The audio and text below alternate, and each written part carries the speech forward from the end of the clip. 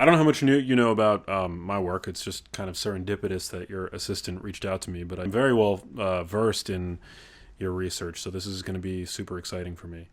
Oh, good. Um, yeah, and congrats on your book. Thanks, thanks. Yeah. So I guess to begin, why don't we start? If you can, just tell me your background. How did you get interested initially in this line of research? That's pretty much all I've ever done. I was a music student back in college in Texas, and then I decided to.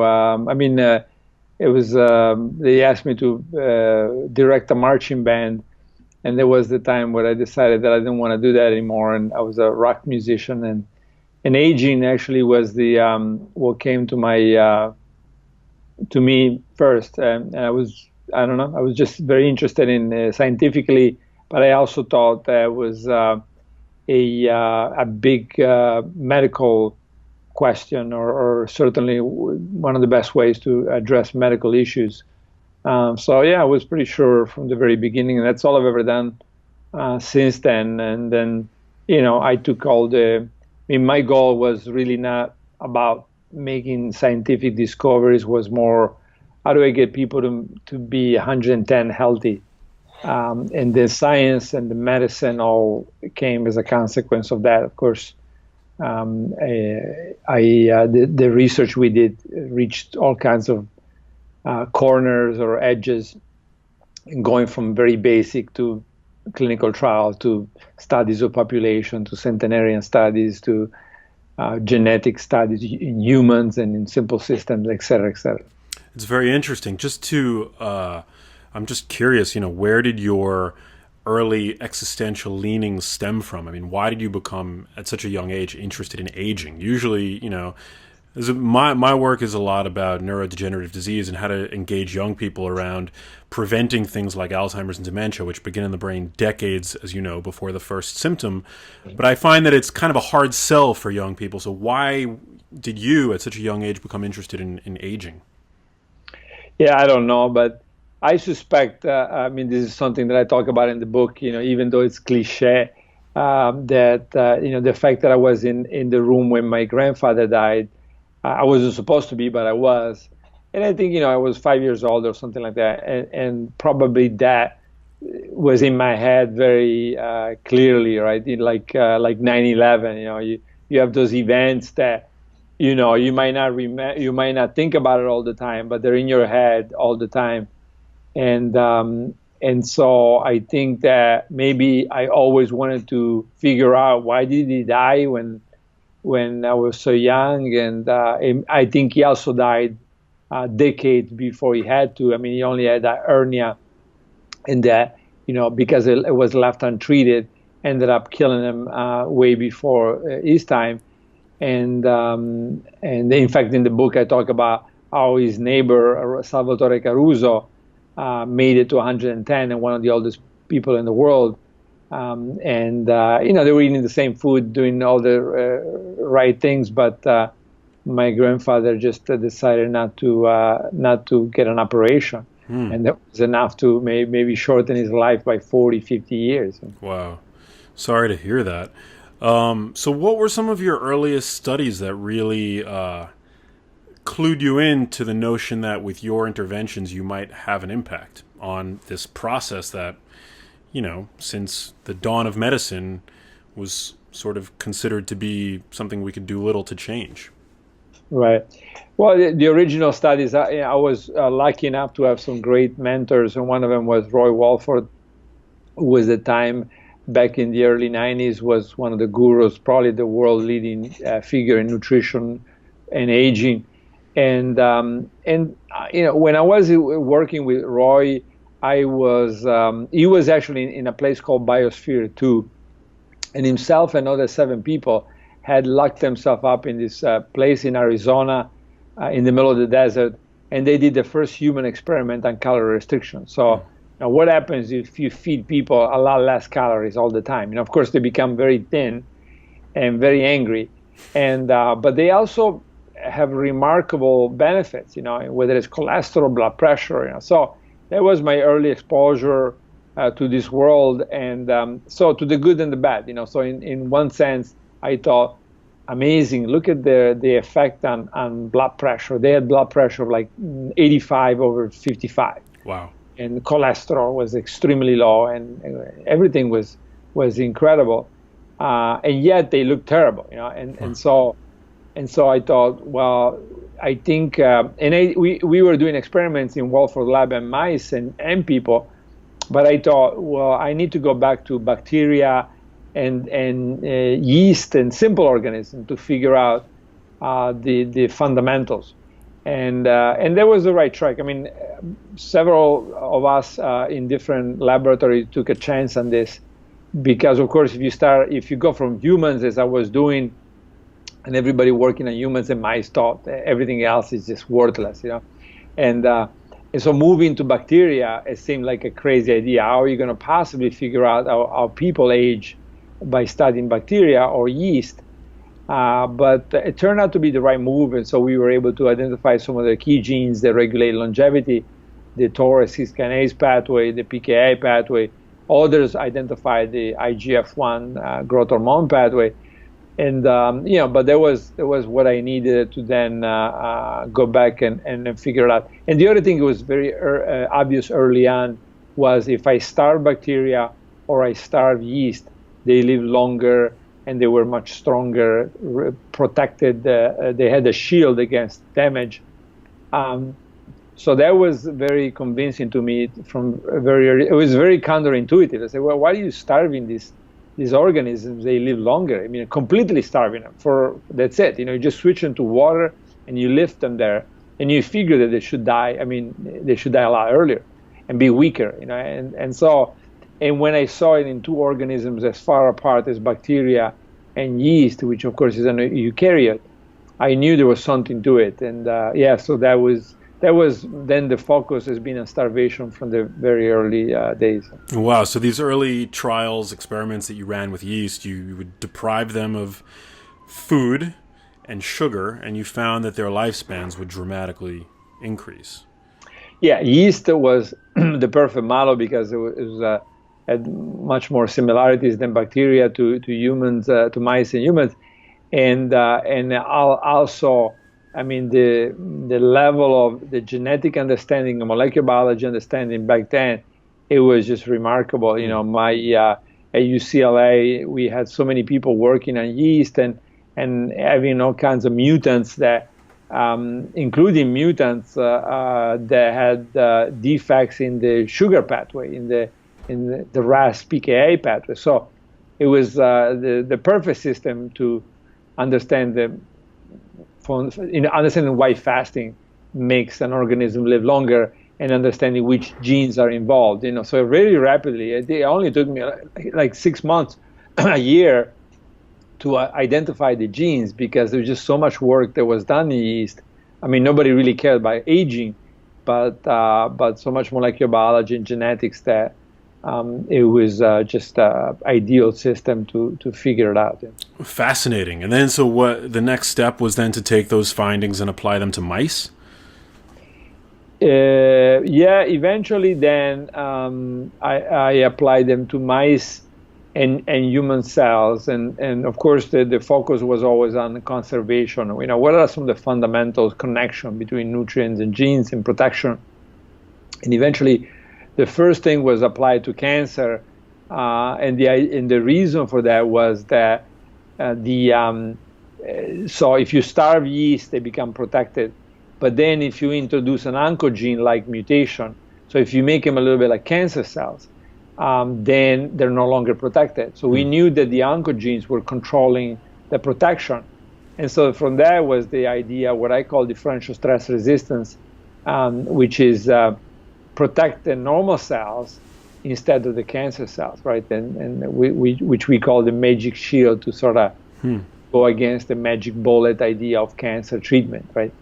And so it worked very well, so we could show that yeast and mice, if you starve them, they become very protected against chemotherapy, but the cancer cells will actually become sensitized to chemotherapy by the fasting, right? So this was really a powerful finding, and And then, from there, then we moved to many more studies in mice and then eventually humans.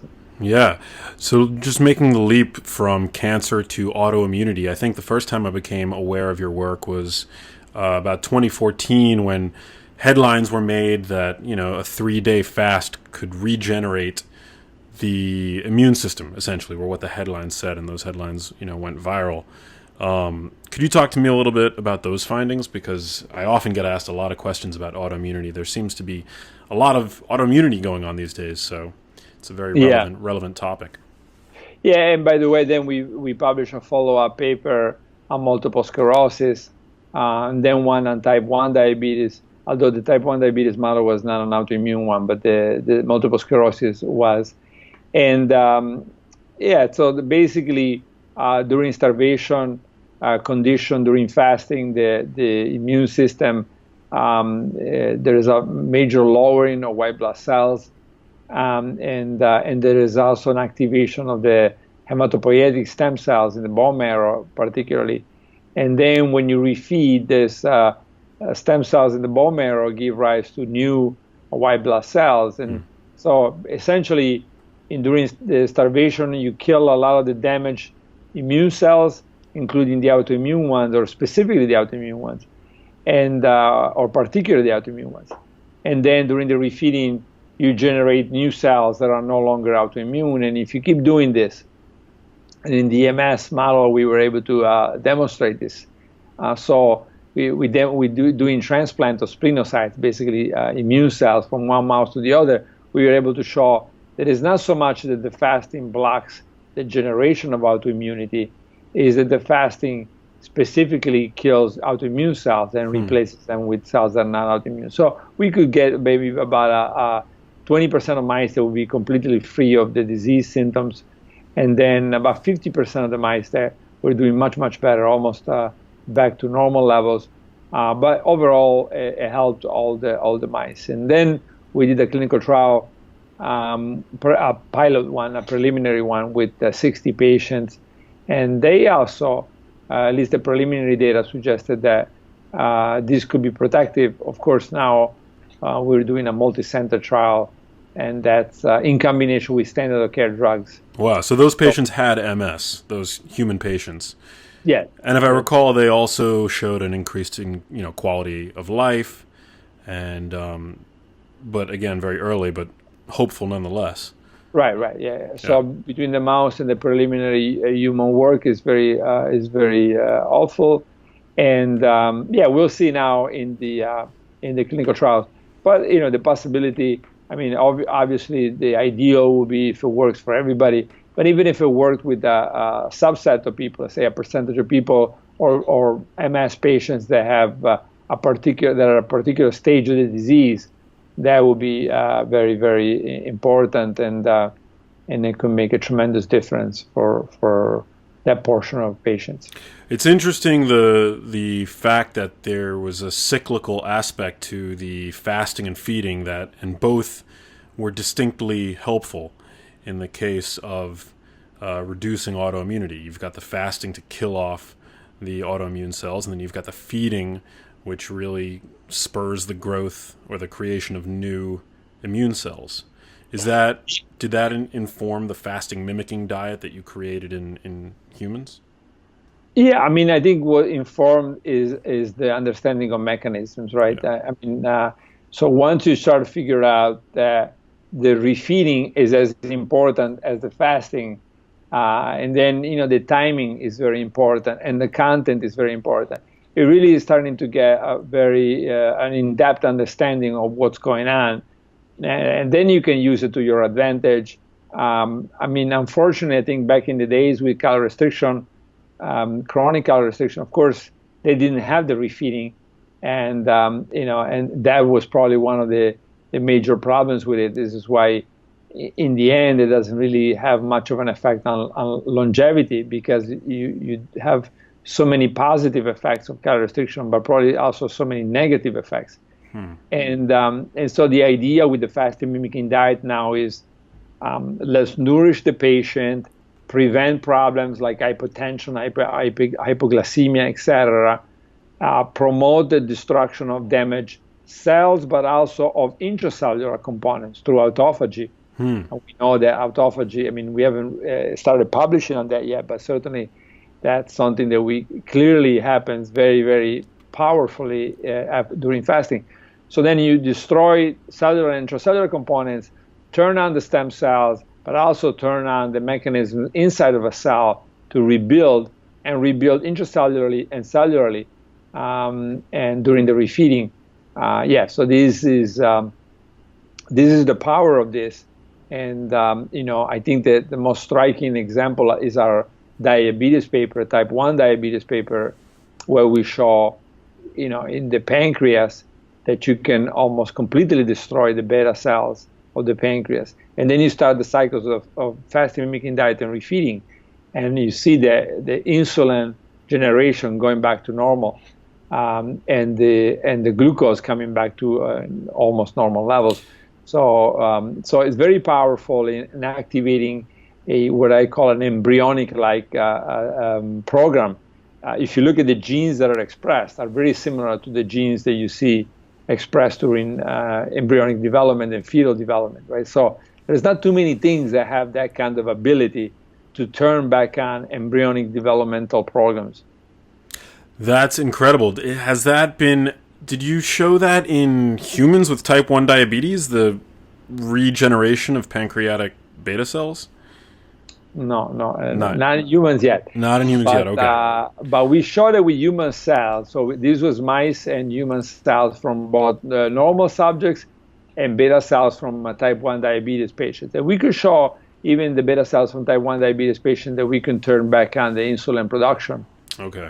So that's very promising. Of course, the clinical trial we haven't done yet. I think a group in Austria is doing it now.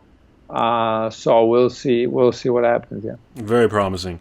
And I also really appreciate the fact that a lot of people in nutrition these days like to think in black or white terms, that carbs are good or carbs are bad, that high protein is good, high protein is bad. And I think that the yin and yang nature of cyclical feeding and fasting is very important, and it's a nuance that I think is very frequently lost today in the buzz surrounding fasting-like diets. So could you... Yeah. Absolutely. I mean, absolutely. So there's both big complaints on the everyday, and the book talks about that, on the everyday diet, but also on this fasting craze that where, the words like intermittent fasting are used to define everything and everything in between. So you're now talking about a 2-hour not eating, a 10-hour not eating, and a 20-day, and all put together in the same intermittent fasting. Of course, that's silly. There is some of it that for certain purposes is not even fasting at all, right? So if you eat 500 calories twice a week, you're not fasting. You have glycogen reserves that last at least 12 hours. It takes about 30 hours to completely digest your food. So you're not fasting if you eat 500 calories on one day and the day after you're eating normal. I mean, of course, you're fasting because even if you don't eat for 30 minutes, you're fasting, right? I mean, so you're not eating. But I think when we talk about the word fasting, most people have in mind, ketogenesis, have in mind, fat breakdown, have in mind all kinds of changes that we and others have described. And those really don't occur until a couple of days into it. A couple of days. So what about the notion that some people wake up, if you're in even a partially glycogen depleted state, you can wake up in mild ketosis? You can probably have some effects on ketones and ketone bodies. You really don't see that because a lot of times when we measure, even after one day, sometimes even after 3 or 4 days, the ketone bodies are still relatively low. And this is why we go 5 days, because by 5 days most people are in a full ketogenesis mode, and you can have ketone bodies go up at any time. But I mean, we're really talking about I mean, people always ask me about ketone bodies, and nobody's ever demonstrated that ketone bodies themselves are any good to you. The ketone body should be more of a marker to show that you've entered, like we use it, that you've entered a full starvation response state. So we use 4 markers: is IGF-1, IGF-BP1, glucose, and ketone bodies. Nothing else. It's not like because you achieve a higher level or a mid-level or a low level of ketone bodies that you all of a sudden know that you're going to have an effect.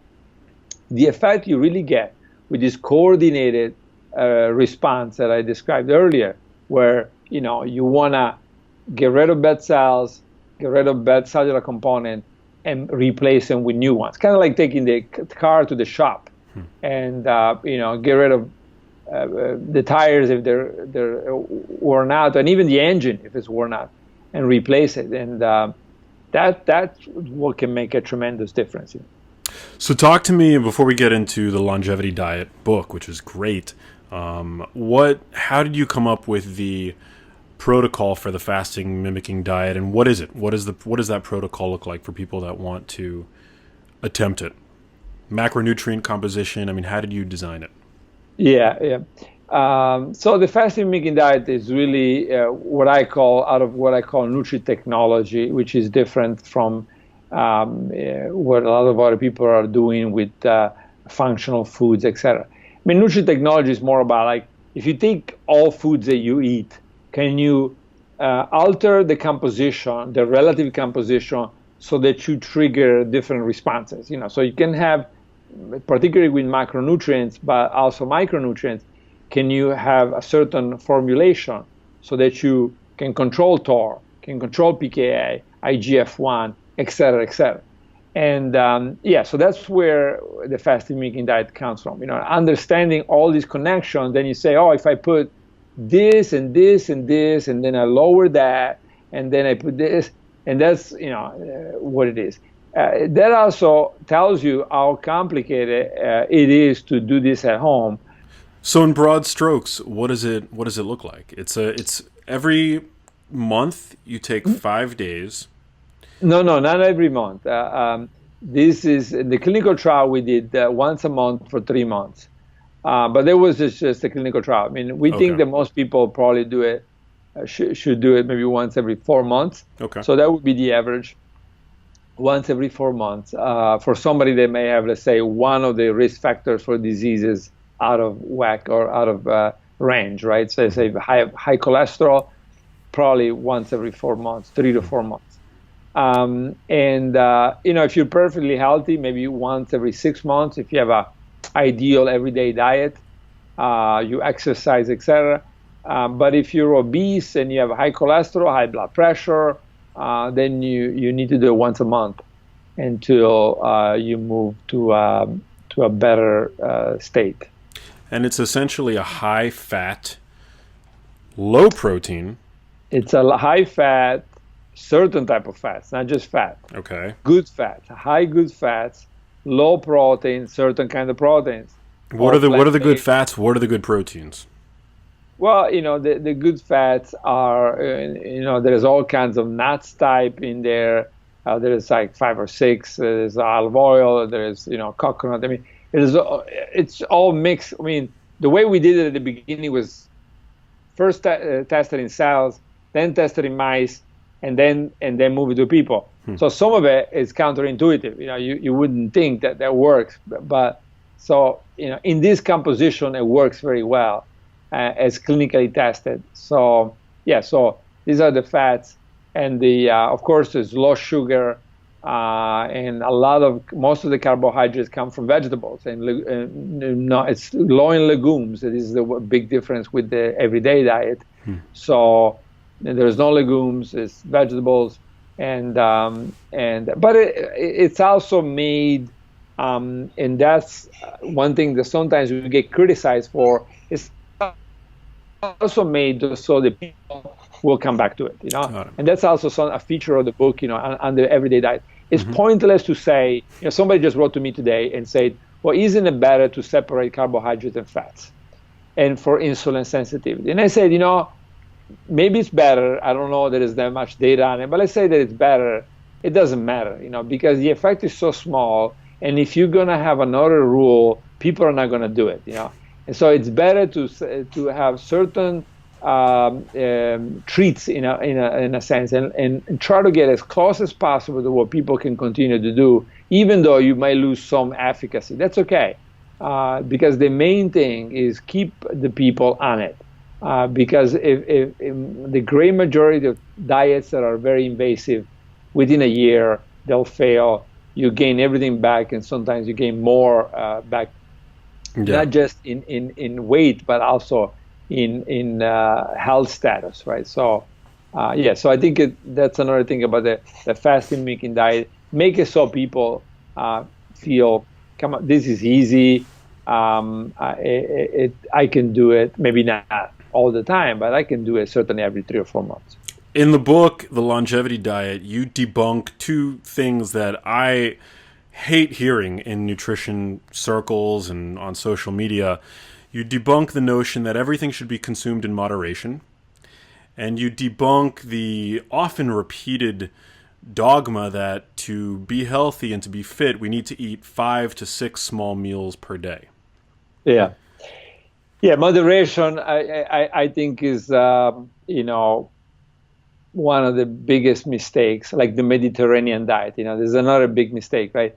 I mean, we use these words that basically allow people to do whatever they want, right? The Mediterranean diet, you go to Italy now and you ask people, or Greece, and say, well, you know what the Mediterranean diet is? I'd say, of course.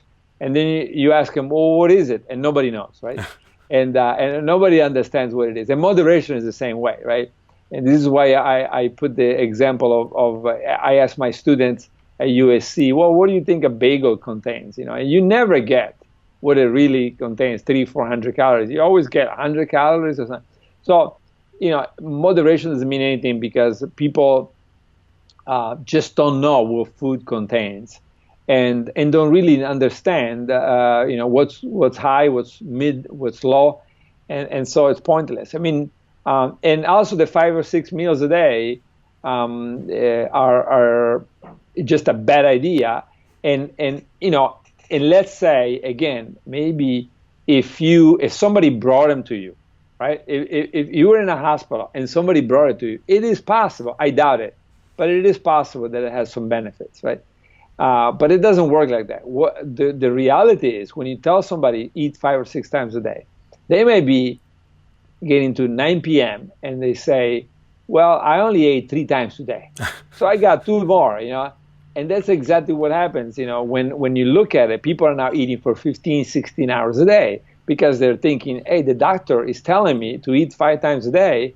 I'm only at 3, so I gotta keep doing it. And A, and B, you now have 5, 6 opportunities to overeat, And it's so easy to think, again, you're having 100 calories and you have 300. And in the book I talk about, if you make a mistake of 5% or 3% every meal, which is impossible to regulate, by the end of the year you might have 5, 10 extra pounds. And so it doesn't work. What does work is what a lot of centenarians used to do all the time, which is eat 2 major meals a day plus breakfast. And if you gain weight, you go to 1 breakfast plus 1 meal a day and maybe a snack. And that just pretty much, you don't need an explanation to go along with it, right? These will maintain your weight where it needs to be, and for the great majority of people, because again, it's just a simple rule. Of course, if you don't follow it, you don't follow it. But if you follow it, it's just gonna help you not overeat. And stay, adherence, again, sticking to the plan. You have less decision fatigue when you only need to eat 2 to 3 meals per day as opposed to 5 or 6. It's a very helpful construct, I think. I think it helps you in all senses. Now, one thing that surprises people that I say, because again, going to this intermittent fasting idea that doesn't mean anything, is that most people, even the experts, are not aware of 2 pieces of data, which is really shocking to me. One is that if you go above 12 hours a day of fasting, you start seeing gallstone formation and gallstone operation going up dramatically, up to twofold if you start surpassing 14 hours. You hear all this about fasting for 14, 16 hours, but you never hear anybody talk about, hey, are you aware of this major increase in the risk of developing gallbladder? And this is fairly common. This is not a minor problem. And the other thing is, multiple studies now are showing that skipping breakfast, which will also be associated in most cases for going with 14, 16 hours of fasting, increases cardiovascular disease and may also increase overall mortality.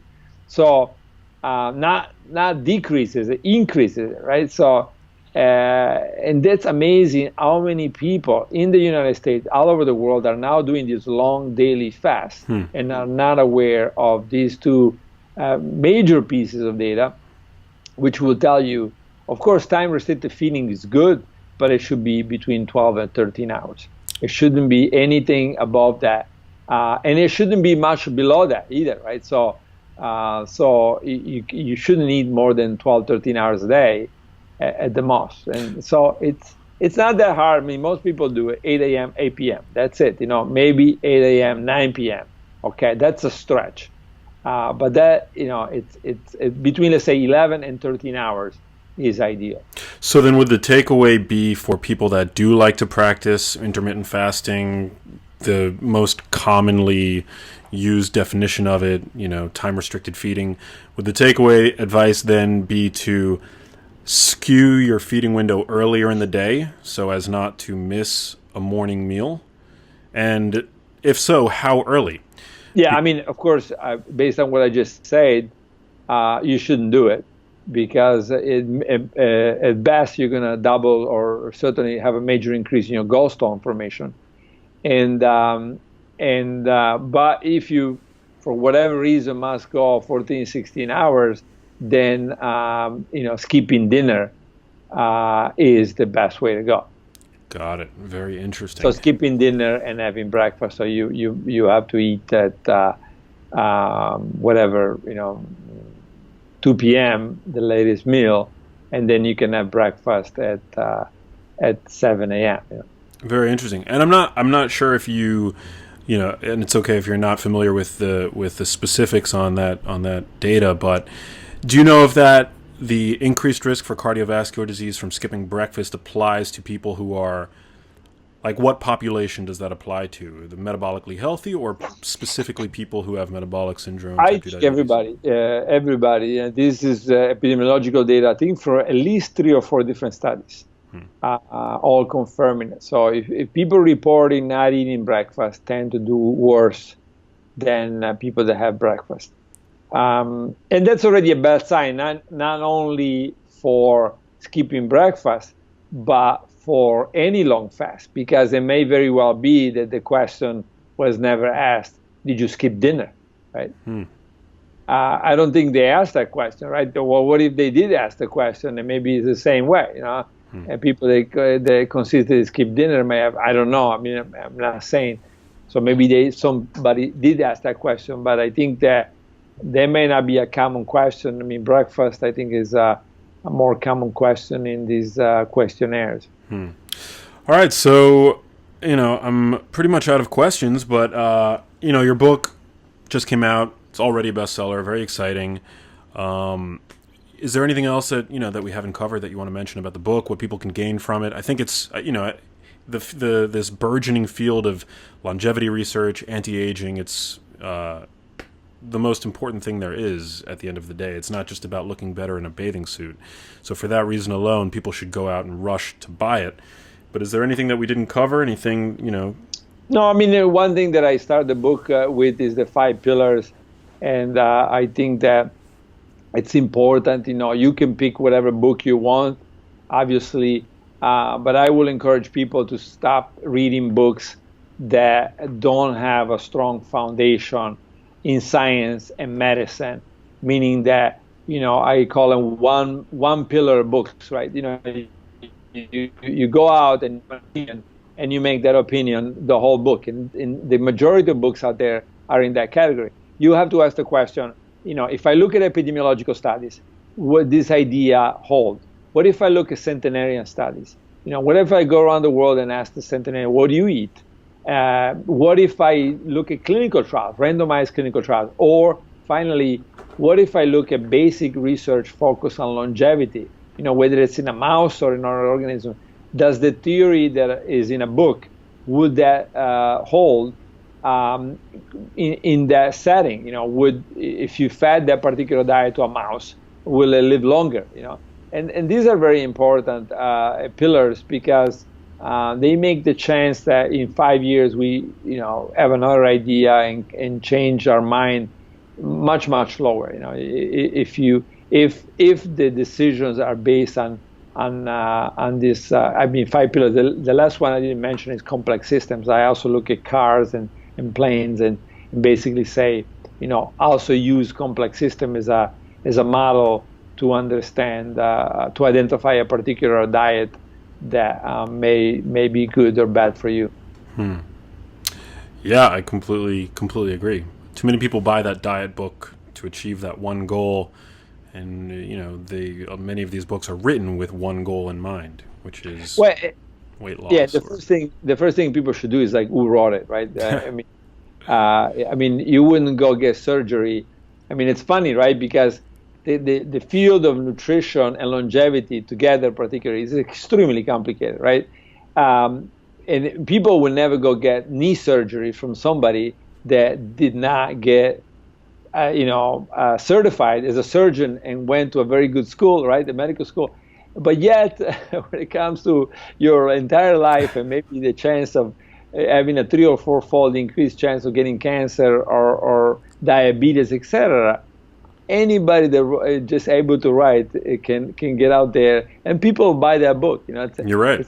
If you think it's really interesting, it's bizarre, right? That for everything else, whether it's repairing your car or getting surgery, we go pick the people that have got the training. But when it comes to food and longevity, anybody can have an opinion. So I'm very unlucky, because I picked the 2 fields where like opinion, longevity and aging and nutrition. Well, I'm doing my part to try to, bring a voice of science and really high quality data and information to people in a way that they can understand. And I've been a fan of your work for a while, so. Oh, that's great. What you're doing is great. And I think that's exactly what we need. People that understand it and can filter and present it to people in a way that they can understand it, but also in a way that protects the audience. Exactly. Cool. Well, Dr. Longo, thank you so much for your time.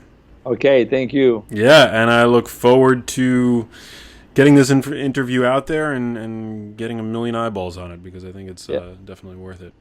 Sounds good. And next time I'm in LA, I'll hit you up and we'll have an espresso. How about that? Is espresso longevity diet approved? Yeah, espresso and wine and alcohol in general. All right. Cool. That's awesome. People are going to love to hear that. Dark chocolate?